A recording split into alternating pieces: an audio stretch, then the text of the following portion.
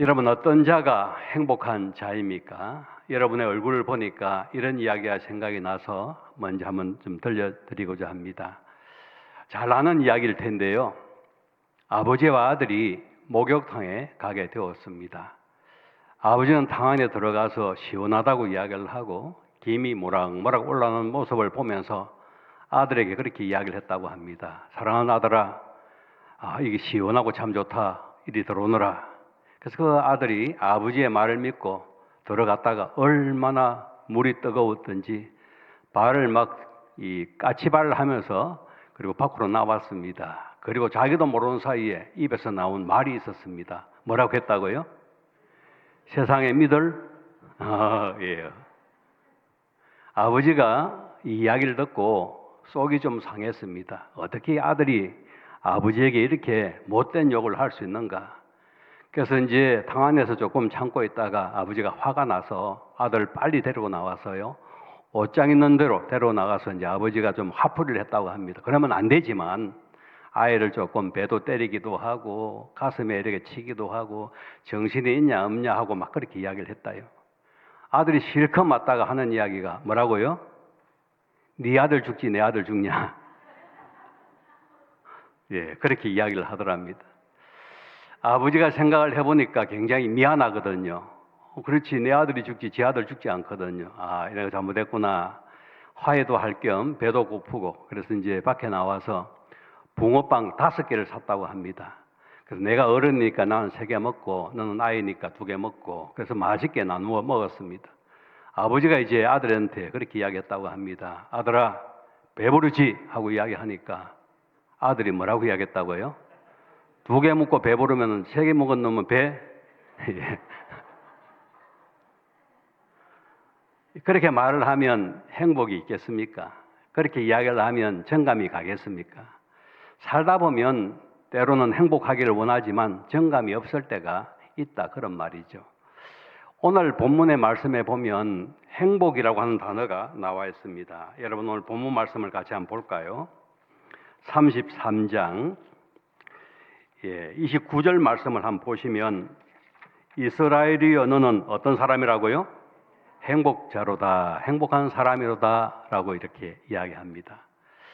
여러분, 행복이라고 하는 이 단어를 한번 생각해 보면 어떤 느낌들이 있습니까? 이 명사 혹은 이것을 동사화 시킨다고 한다면 어떤 느낌이 있을까요? 행복은 따뜻하다, 포근하다 하는 그런 느낌이 있지 않습니까? 오늘 모세가 이스라엘 백성들을 보면서 너는 진짜로 하나님 앞에 행복한 사람이로다 이렇게 칭찬을 하는 모습이 나와 있죠. 여러분, 이렇게 칭찬을 하게 되었을 때에 모세의 삶을 한번 생각을 해보면 어느 때에 이런 말씀을 하시게 되었을까요? 여러분, 앞에 환경은 이런 환경이었습니다. 32장, 여러분 성경 앞에 한번 찾아보시겠습니까? 신명기 32장 51절 52절 말씀인데 3, 4 남전도의 회원들만 한번 읽어주시기를 바랍니다. 이는 너희가 신광야 가데스의 머리바 물가에서 이스라엘 자손 중 내게 범죄하여 내 거룩함을 이스라엘 자손 중에서 나타내지 아니한 까닭이라. 네가 비록 내가 이스라엘 자손에게 주는 땅을 맞은편으로 바라보기에는 하려니와 그리로 들어가지는 못하리라 하시니라. 아멘.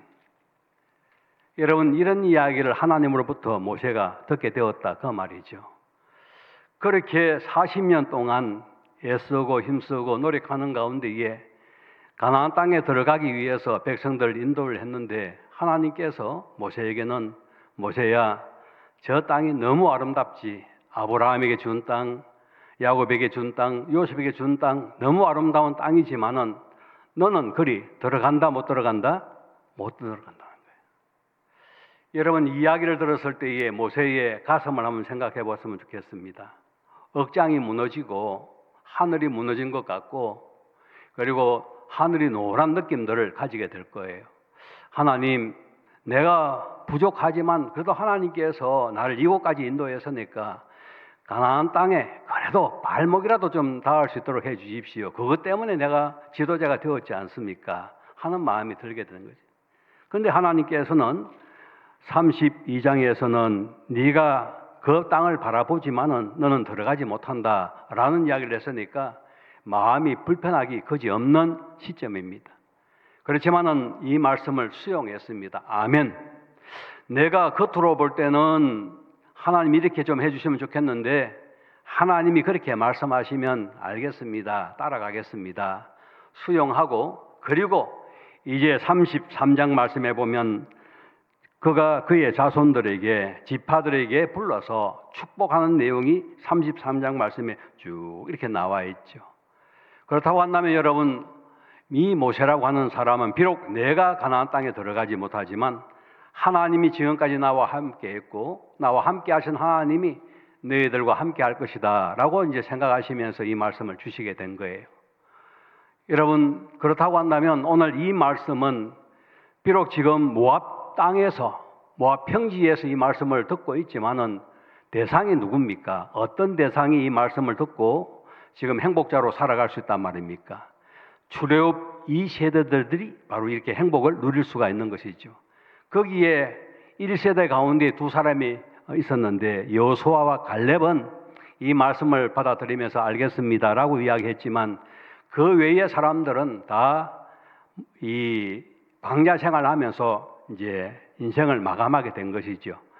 이제 이런 시점에 있는 2세대들에게 모세는 너희들이 가나안 땅에 들어가면 이 말씀을 꼭 기억하고 살아가라. 그러면은 복을 받을 것이다. 그러면 하나님의 이런 비와 늦은 비의 복을 얻게 될 것이다 라고 말씀하셨죠. 저는 오늘 헌신 예배를 드리는 남전도의 회원들과 성도 제일교회는 모든 성도님들이 이런 하나님의 은혜와 복을 받는 역사가 있기를 간절히 바랍니다. 여러분, 오늘 이 말씀을 가만히 생각해 보시면 축복이라고 하는 이 단어, 행복이라는 단어를 사용하게 되었는데 이 단어의 뜻을 한번 생각해 볼까요? 오늘 말씀에 사용한 이것은 히브리어로 에제르라고 하는 이 말의 뜻은 무엇입니까?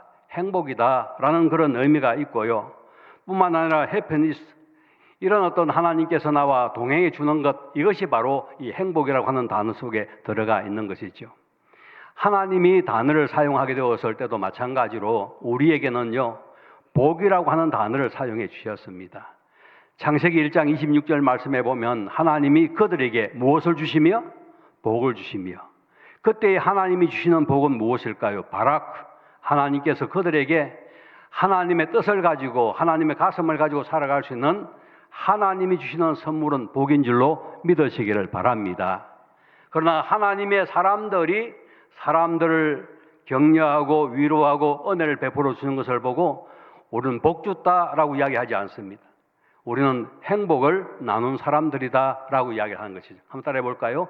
복은 하나님이 주시는 것이고 축복은 사람들이 나누어 주는 것입니다.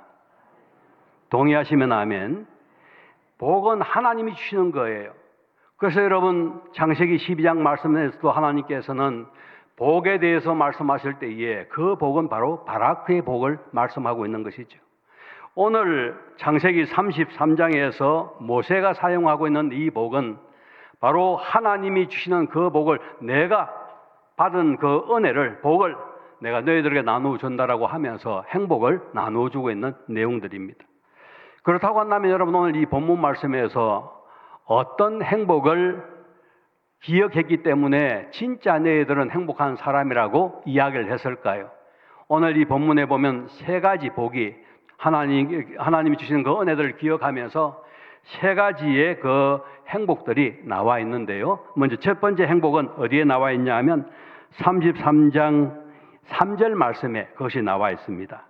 33장 3절 말씀 같이 한번 읽어볼까요?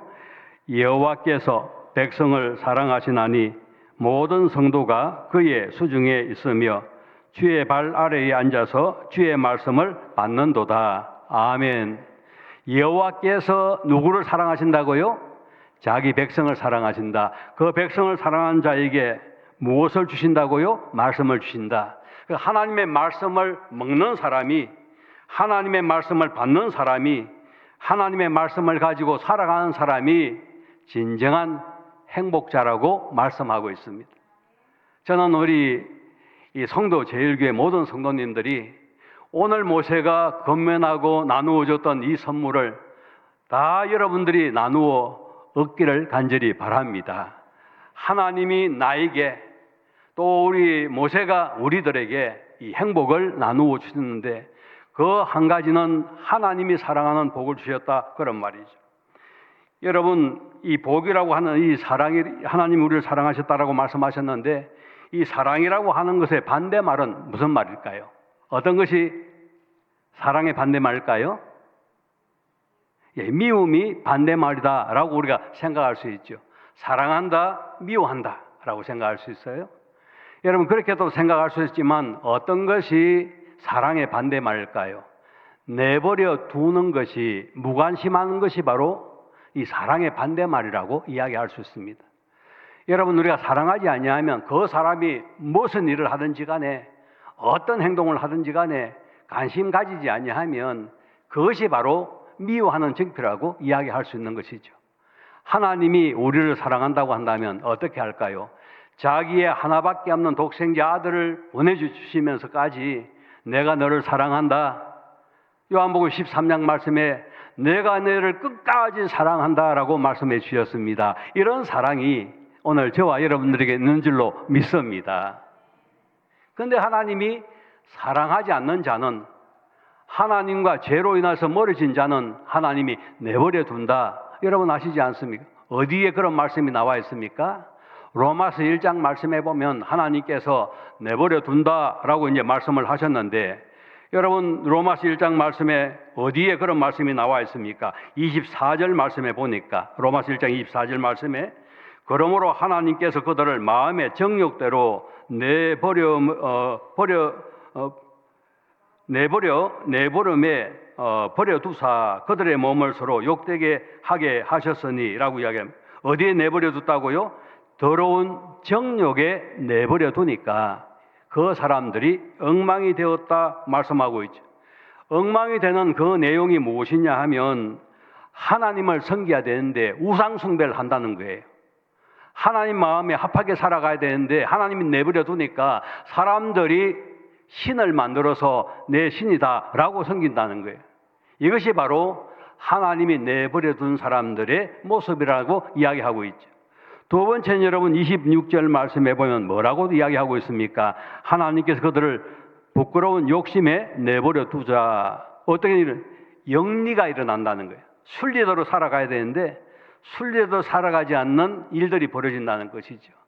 남자가 남자, 여자와 여자와 이렇게 불릴 듯 이뤄가면서 엄행을 하면서 살아가는 그런 세상을 말씀하고 있습니다. 어쩌면 여러분 소돔과 고모라와 같은 세상이 지금도 자꾸만 법제화시켜서 그런 세상으로 만들어 가려고 하잖아요. 거기에 갖다 붙이는 말은 얼마나 거룩한지 모릅니다. 한 사람이라도 소외자가 없도록 모든 사람들 하나님이 다 사랑했으니까 모든 사람들을 다 변호해 줘야 되지 않겠는가, 이런 의미를 담으면서 그렇게 이야기를 하게 되죠. 그런데 여러분, 바울은 로마 교인들을 향해서 부끄러운 욕심에 내버려 두게 되었을 때에 순리로 살아가지 않고 영리로 살아간다는 거예요. 이것이 비극이라고 말씀하고 있죠. 세 번째는 여러분 무엇입니까? 28절 말씀해 보면 하나님께서 그들을 그 상실한 마음에 내버려 두사, 하나님이 내버려 두는데 상실한 마음에 내버려 두니까 29절 말씀에 불의와 추악과 탐욕과 악의가 가득한 자요, 시기, 살인, 분쟁, 사기, 악독이 가득한 자요, 수군수군하고 비방하고 하나님께 미워하는 자요, 능욕하는 자요, 교만하는 자요, 자랑하는 자요, 악을 도모하는 자요, 부모를 거역하는 자요, 우매한 자요, 배역하는 자요, 무정한 자고 무자비한 자라, 이렇게 이야기를 한단 말이죠. 하나님이 내버려 두는 것, 하나님이 사랑하지 아니하면 이런 현상들이 드러나는 것을 보게 됩니다. 그러나 여러분, 저와 여러분들은 하나님이 우리를 너무나 뜨겁게 사랑하는 줄로 믿습니다. 이런 세상에 살아가려고 할 때에 그 사람들을 어떻게 우리가 변화시킬 수 있을까? 예수의 양심을 가지고, 예수의 마음을 가지고, 예수의 사랑을 가지고, 예수의 성품을 가지고 나아가면 이런 내버려 두는 그 현상에서 다시 한번 하나님과 예수님과 관계를 회복할 수 있는 은혜의 장이 펼쳐질 줄로 믿습니다. 이런 사명이 3, 4 남년대 회원들과 오늘 우리 모두에게 있다는 것을 알게 하는 것이죠. 그러므로 사랑하는 성도 여러분, 오늘 이 말씀을 통하여서 하나님께서는 우리 모두를 사랑해 주시는 것, 이것이 얼마나 큰 것을 기억하시면서 하나님 사랑 안에서 행복자로 살아가시는 복된 삶이 되기를 주님의 이름으로 축복합니다. 두 번째는 여러분, 오늘 본문 말씀에서 뭐라고 이야기하고 있습니까? 하나님께서 우리를 구원해 주셨다라고 말씀하고, 그를 사랑해 주니까 그 다음 단계에서는 하나님께서는 구원받은 백성으로 살아갈 수 있도록 도와주셨다라고 말씀을 해주고 있는 것이죠. 구원받은 백성 얼마나 감사합니까? 얼마나 영광스럽습니까? 저희 교회에 7년 전에 무속 생활했던 한 자매가 등록을 하고 신앙생활을 지금 하고 있습니다. 이제 교회 온 지가 2017년도에 등록을 해서 신앙생활을 했으니까 그로 한 7년 가까이 되었는데요. 이 자매는 26년 동안 무속 생활했던 자매입니다. 그냥 본인이 신을 섬기고 그렇게 활동을 했던 자매입니다. 돈도 많이 벌기도 하고 또 얼마나 이 말이 카리스마가 있는지 사람들 오면 처음부터 딱 알아서 욕을 해가면서 꼼짝하지 못하도록 그렇게 했던 자매입니다.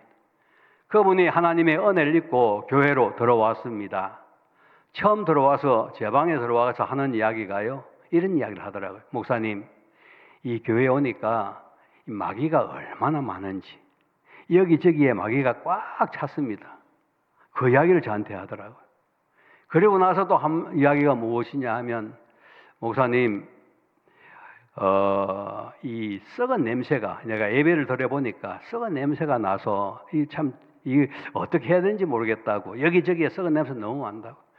저는 잘 몰랐습니다만 무속 생활하는 사람들의 특징 가운데 한 가지가 냄새를 기가 막히게 잘 그래서 점을 치거나 이렇게 했을 때에 그 사람의 아픈 부분이 자기한테 전이가 되어서 그 사람이 배가 아프고 간이 아프고 어디 아프면 그런 증상이 나타난다는 거예요. 그러니까 누구보다도 그런 데 개발되어 있는 자매입니다. 그런데 교회에 오니까 여기저기에 썩은 냄새가 난다는 거예요. 아이고, 여러분, 목사 어떻게 해야 될까요? 이런 이야기를 들으면서 마음이 조금 당황스럽기도 하고 어떻게 해야 될까 고민스럽기도 하더라고요. 그 다음에 하는 이야기가 또 저한테 약골을 적어요. 목사님, 어디 몸이 아프시네요 라고 이야기를 하더라고요. 그래서 안 아파요 라고 이야기했는데, 제가 그때 느낀 것은 이 자매는 자꾸 찔러보는구나, 이렇게 찔러보고 이렇게 찔러보고 이렇게 찔러보고 이렇게 찔러보는구나 하는 생각이 들었어요. 그 다음에 이제 기가 막힌 이야기를 하는 것이, 목사님, 제가 이 교회에 등록을 하면 흑암의 세력들이 막 옵니다.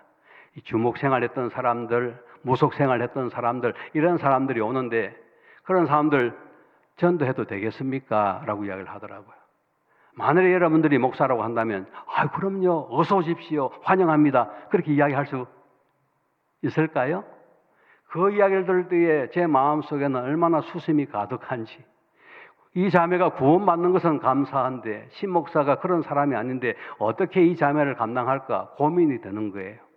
그래서 이제 이 자매에게 기도하고 보내놓고 집사람하고 이런저런 이야기를 하면서 아내가 저한테 그런 이야기를 하더라고요. 여보, 그 자매 우리 교회 오면 안 돼. 다른 교회 가야 돼. 그 자매 감당할 수가 없어. 그렇게 이야기를 하더라고요. 저도 거기에 동의를 했어요. 이 자매는 제가 감당할 수 있는 자매가 아니구나. 그래서 말은 잘 하지 못하고 다른 교회 갔으면 좋겠다라고 생각을 하고 접촉을 하게 되었습니다. 그리고 나서 이 자매는 저에게 등록을 하게 되었어요. 그리고 13주 동안 하나님의 말씀을 가지고 함께 생명의 삶 공부를 이렇게 하게 되었는데, 어떨 때는 3시간, 4시간 전화기 통 잡고 이야기를 하고, 또 밤에 또 막 이런 아픔이 있다고 또 이야기를 하고, 막 얼마나 이렇게 이러면 흑암의 세력이 강하게 되는지 참 많은, 어떤 의미에서는 힘들고 어려운 그런 시간을 보냈습니다. 그런데 감사하게도 하나님께서 그 자매를 잘 정리하시고 인도해 주셔서 지금은 교회에서 얼마나 신앙생활을 잘하고 있는지 몰라요. 할렐루야.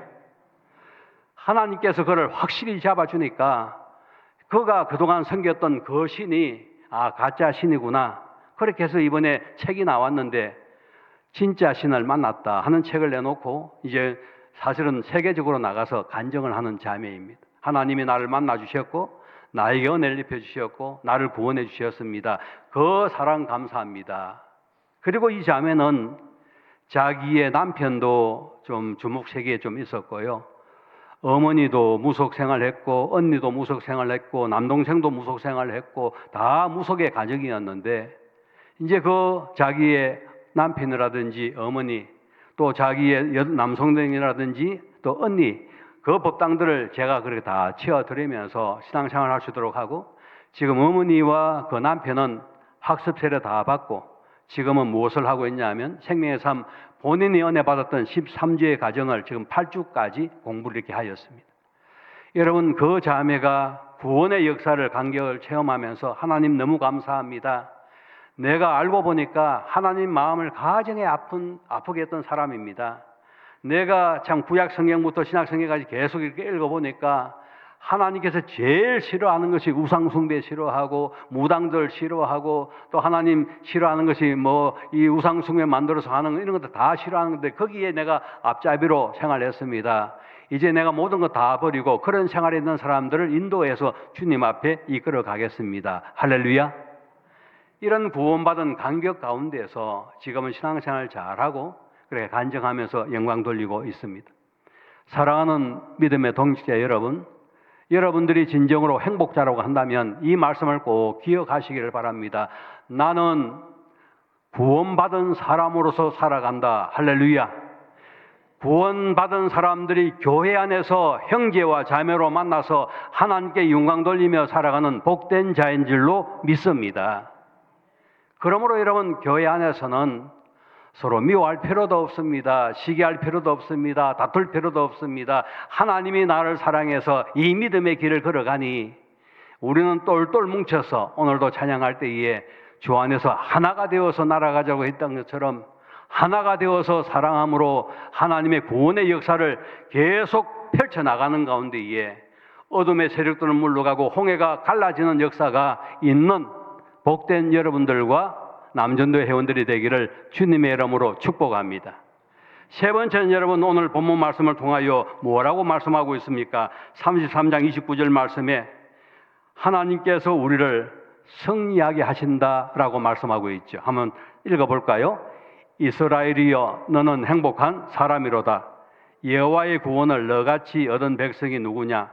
그는 너를 돕는 방패시요 내 영광의 칼이시로다. 내 대적이 내게 복종하리니 네가 그들의 높은 것을 밟으리로다. 할렐루야.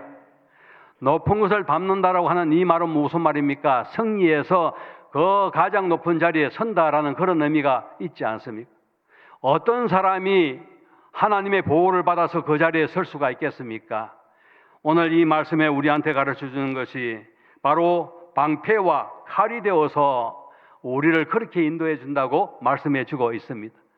혹시 여러분 신앙생활 하시면서 하나님이 언제 나에게 방패가 되어 주셨습니까? 하나님이 언제 나에게 칼이 되어 주셨습니까? 혹시 그런 거 체험해 보셨습니까? 이런 체험 있는 분들은 주님을 위해서 내가 어떻게 살아가야 될 것인가, 어떻게 하나님 앞에 영광을 드러내며 살 것인가를 고민하고 그렇게 삶을 드러낸다고 이야기할 수 있겠죠. 저는 이런 체험들이 많이 있는 성도님이 되었으면 좋겠다. 이런 다시 한번 소원을 가지게 됩니다. 여러분 저는 믿지 않는 가정에서 예수를 믿었습니다. 초등학교 5학년 때에 교회 다니기 시작했습니다. 왜 교회 나갔냐 하면 저는 10월에 경남 거창 북상에서 생활을 하게 되었는데요. 초등학교 이렇게 5학년 때에 학교에 가게 되었는데 남자친구들이 율동을 하는 거예요. 그때 한 율동들이 나는 진군 나는 포병이다 말타기 병이다 포소는 이런 걸 하는데 너무 신기한 거예요. 어떻게 남자들이 저런 율동을 하는가. 그게 뭐냐 물으니까 율동이라 하더라고요. 어디서 배웠냐 물으니까 교회에서 배웠대요. 그래서 제가 나도 그거 배우고 싶다고 그래가지고 이 촌놈이 처음으로 교회 나가게 되었습니다. 근데 저희 가정에는 예수를 믿는 가정이 아닙니다. 어머니는 절에 다니셨고요. 저희 아버지와 형님은 철저하게 유교를 순봉하는 그런 가정에 제사를 지내면서 지내는 가정이었습니다.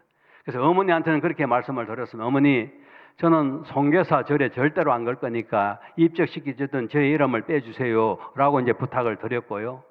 그리고 이제 이 제사 문제 때문에 어려움을 좀 많이 당했습니다. 저희 큰형님이 태권도 유지한다이기도 하고요. 한 4단 정도 되기도 하고 월남도 갔다 오셨고 저하고 나이 차이가 17살 차이가 나는데 우리 집에는 절대 이 어떤 의미에서는 바로왕처럼 그렇게 활동을 했던 사람이거든요. 저희 형님이 이제 밥을 먹다가도 기분이 좀 안 좋으면 상을 갖다가 확 뒤집어 엎어요. 그래가지고 상에 있던 이 콩나물이라든지 아니면은 김치라든지 이런 그릇들이 어디에 가 붙느냐 하면 저 벽에 가서 싹 붙어가지고 쭉 눈물 흘리면서 쭉 이렇게. 그런 모습을 보면서 제가 자라났습니다. 얼마나 여러분 마음이 아팠을까요? 술을 마시고 집에 들어오면 장독들을 다 깨버립니다. 마음에 안 들면 다 깨버려요. 성질도 한 성질 하지요. 그리고 밤새껏 행수님을 잠재우지 않고 방문 달아놓고 막 욕을 하고 때리기도 하고 이런 소리를 들으면서 어릴 때 자라났습니다. 그런 환경 가운데서 저는 불행하다는 생각은 하지 아니했습니다. 그리고 저는 예수 믿는 사람이니까 어떻게든 예수 믿는 사람으로 살아가자라고 생각했고, 그리고 제가 어릴 때에 두 가지를 다짐했습니다. 한 가지 다짐은 나는 어른이 되면 절대로 술 마시지 않는다. 이거 다짐했어요. 지금까지 술 한 번도 안 마셔봤습니다. 예. 그리고 어떤 사람은 목사님도 술 마셨나요? 이렇게 묻는데 그때 그 이후로부터는 술을 절대로 마셔야 하는데 해서 술을 안 마시고 됐고요. 또 한 가지는 절대로 여자를 안 때린다 다짐했어요. 그래서 우리 집사람 한 번도 안 때렸습니다.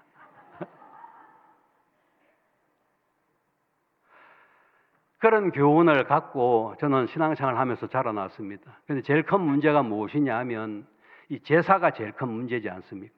저는 안 지낸다고 하는데 굳이 지낸 자리에 오라고 하니까 얼마나 이 마음이 불편하고 힘드는지 몰라요. 우리 신가들이, 거창 신가들이 그래도 우리 형님이 이제 그런 걸 많이 따지죠. 한교장까지 하고 했으니까요. 우리 집안이 이런 집안이다, 왕비 집안이다, 이런 것을 막 따지면서 이야기를 하고 아주 품위가 있는 그런 가정이라고 막 이야기를 하거든요. 그러면서 제사를 홍동백서로부터 해가지고 막 이렇게 다 설명하고 네가 예수 믿어도 옆에 와서 있으라고 그렇게 해서 생활했는데 언제까지 그렇게 했느냐? 제가 담임 목사 두 번 담임 목사, 지금은 세 번째 담임 목사를 하고 있는데 두 번째 담임 목사 할 때까지 계속해서 그렇게 괴롭히는 거예요. 그래서 어떨 때는 돈을 500만 원 내라 했다가 300만 원 내라 했다가 또 얼마 내라고 했다가 이렇게 했는데 그때마다 돈은 다 드렸죠. 왜냐하면 제사 문제는 아니기 때문에. 그런데 한 번은 제사 문제를 가지고 전화를 했어요. 주일날요. 돈을 내라는 거예요. 30만 원 내라는 거예요. 왜 그러냐 물으니까 모사를 지내는데 이 돈을 내야 된다고. 그래서 제가 뭐라고 했겠습니까? 이건 안 됩니다. 다른 돈은 다 드려도 이런 돈은 못 드립니다. 라고 하니까 그때부터 한 달 동안 집안이 난리가 났습니다.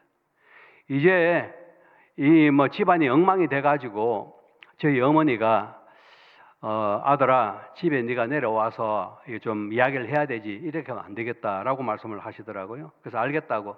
그때 제가 동산교회에서 담임 목사로 있었는데 그래서 이제 하루 집사람하고 날 잡아서 시골에 내려갔습니다. 온 가족들이 다 함께 모여서 있는 그 자리에서 대뜸 큰형님이 일어나서 저를 때리기 시작했습니다. 돈 30만 원 안 냈다고 그것 때문에 때리게 되더라고요. 그때 여러분 얼마나 화가 나든지 지금 모든 가정의 애경사에 다 참석해서 기쁨으로 다 봉사하고 했는데 이 제사와 비슷한 모사를 안 지낸다고 그게 돈 안 냈다고 해가지고 동생을 그렇게 또 할 수가 있겠습니까? 또 제 집사람이 옆에 앉아 있는데 그 목사한테 그것도 할 짓은 아니죠. 너무너무 억울해서 저도 모르는 사이에 손이 이렇게 쥐어지기 시작했습니다. 그리고 순간적으로 한판 할까 하는 생각이 들 만큼 막 손이 떨리기도 그랬습니다. 그래 하다가도 조금 참고 제가 좀 울었습니다. 통곡을 하고요. 그리고 이제 집에서 나와서 제 아버지 산소에 가서 얼마나 많이 울었는지 모릅니다. 지금까지 참고 모든 일을 다 그렇게 봉사하고 하더라도 이 바로와 같이 이 끈질기게 참 찐득이와 같이 계속해서 이렇게 괴롭히고 힘들게 하니까 이거 어떻게 해야 될까라는 생각이 들어서 너무너무 힘이 들더라고요. 그래서 이제 아내 보고 그냥 가자. 난 두 번 다시 이제 형님 보지 않겠다. 나는 이제는 가정하고 전혀 관계 가지 않고 이제 가겠다. 그렇게 하고 이제 내려가자고 이야기를 하니까 그렇게 이야기를 하더라고요. 지금까지 당신이 누구를 위해서 기도했느냐라고 이야기를 하더라고요. 그렇죠. 제가 지금까지 누구를 위해서 기도했어요? 형님 네 분이 우리 가족들이 예수 믿기를 위해서 기도했는데, 근데 제가 그 화난다고 거기서 만약에 싸우거나 욕을 하거나 다른 행동을 취하면 어떻게 되겠습니까? 그 아내의 이야기를 듣고, 그래 내가 지금까지 참고 했는데 그래 이것까지 형님한테 내 마음을 표현하고 가야 되겠다. 그래서 이제 아버지 산소에서 실컷 울고 내려가서 이제 형님을 또 만났습니다. 무릎을 꿇고 인사를 했습니다. 형님 죄송합니다. 화나게 해서 죄송합니다. 근데 저는 형님이 아시다시피 제사 문제나 제사에 관계되는 돈은 내지 않습니다. 평생 저는 내지 않을 겁니다. 그것은 지금까지 형님이 저를 꺾지 못했던 한 부분이지 않습니까? 근데 왜 자꾸 이렇게 하십니까? 화나게 한 것은 미안하지만 앞으로 이런 일에 대해서는 저는 더 이상 하지 않습니다. 라고 말씀을 드렸어요. 그러자 저희 형님도 저에게 미안하다라고 이제 말씀을 하시더라고요. 그때부터 이제 하나님께서는 저희 형님의 마음을 조금씩 만져주셨고, 그리고 나서 한 십몇 년 전에 형님이 드디어 거창교회에 등록을 하고 신앙생활을 하다가 집사가 되었습니다. 할렐루야. 지금은 은퇴를 하시고 80이 되었는데, 이 신앙생활 이렇게 하시고 하시면서 이제는 제사 문제를 다 철폐를 해버리고 이제 가정에서 이 추도 예배를 이렇게 드려요. 그런데 여러분, 형님이 장남이라고 지금도 추도 예배 드릴 때에 온 가족이 20몇 명이 쫙 앉아 있으면 상석에 본인이 딱 앉아 있는 거예요. 그리고 충문을 읽듯이 기도를 쭉 다 해요. 지금까지 저한테 한 번도 부모님에게 어떻게 예배를 드리냐 물어본 적이 없어요. 그냥 본인이 알아가지고 본인이 찬송가 이렇게 하고 그렇게 해서 기도하고 다 하시는 거예요. 지금도 그래 해요. 그런데 이제 한 가지는 자기가 할 것 다 하고 그 다음에 목사님이 나와서 말씀 전해주세요 하면 제가 나가서 말씀을 전합니다. 그래서 이제 말씀을 전하고 축도하고 예배를 마치고 저는 항상 저희 큰형님을 세워주거든요. 형님 한 말씀 하십시오 라고 이야기를 하면, 덕담을 하십시오 라고 이야기를 하면 형님이 그렇게 이야기를 해요. 내가 지금까지 이렇게 살아왔는데 내가 왜 빨리 예수를 만나지 못했던가 후회스럽다고. 내가 예수를 만나보니까 너무 행복하고 좋더라고. 아직까지 형제 중에서 예수 믿는 형제들이 있으니까 전도하는 모습들이 얼마나 감사한지요. 할렐루야. 여러분, 제가 이렇게 제 자랑을 한 것이 아니라 목회자도 그런 아픔이 있다라는 것을 말씀을 드리는 거예요. 우리가 살아가면서 하나님의 사람으로 살아갈 때에 억울하게 참 사람에게 이렇게 지고 저렇게 어려움을 당하고 저렇게 욕을 얻어먹고 저렇게 욕설을 당하기도 할 때도 있다, 그런 말이죠. 인격이 무시될 만한 그런 일들이 있을 수 있다라는 것을 말씀을 드리는 거예요. 여러분, 그런 일이 있다고 할지라도 그것 때문에 인간의 분노를 통해서 우리가 행동을 취하게 되면 하나님의 영광을 드러낼 수가 없는 거예요. 그런 환경 가운데서도 하나님께서는 방패와 칼로 우리를 막아주시고 인도하시고 이끌어주신 줄로 믿습니다. 이것이 우리 예수 믿는 사람의 최고의 자랑이지 않습니까? 저를 따라 해볼까요? 예수 믿는 최고의 자랑은 예수님의 마음을 드러내는 것입니다. 우리 옆에 있는 분들에게도 그렇게 한번 인사해 봅시다. 예. 인사하실 때 금방 했던 그 인사를 옆에 있는 분들에게 한번 해보시길 바랍니다. 예수 믿는 최고의 기쁨은 내 마음속에 있는 예수님을 드러내는 것입니다.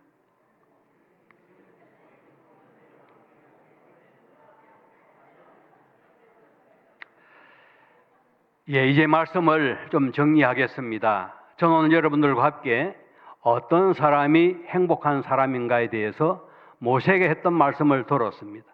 그 중에 한 가지는 하나님이 사랑하기 때문에 너는 진짜 행복한 사람이라고 말씀해 주셨습니다. 너는 가나안 땅에 들어가서도 하나님과 관계를 가지고 하나님의 구원받은 백성으로 살아가기 때문에 너는 행복한 사람이라고 말씀하셨습니다. 뿐만 아니라 하나님께서는 모세를 통하여서 네가 가는 곳곳마다 내가 너를 승리할 수 있도록 방패와 칼로 인도하시고 높은 자리에, 승리의 자리에 인도하기 때문에 너는 행복한 자라고 말씀해 주셨습니다. 오늘 3사 남준대 회원 여러분, 주 안에서 이 말씀을, 여러분의 말씀을 받아들이고 이 땅에서 가장 행복한 하나님의 권속이 되기를 주님의 이름으로 축복합니다.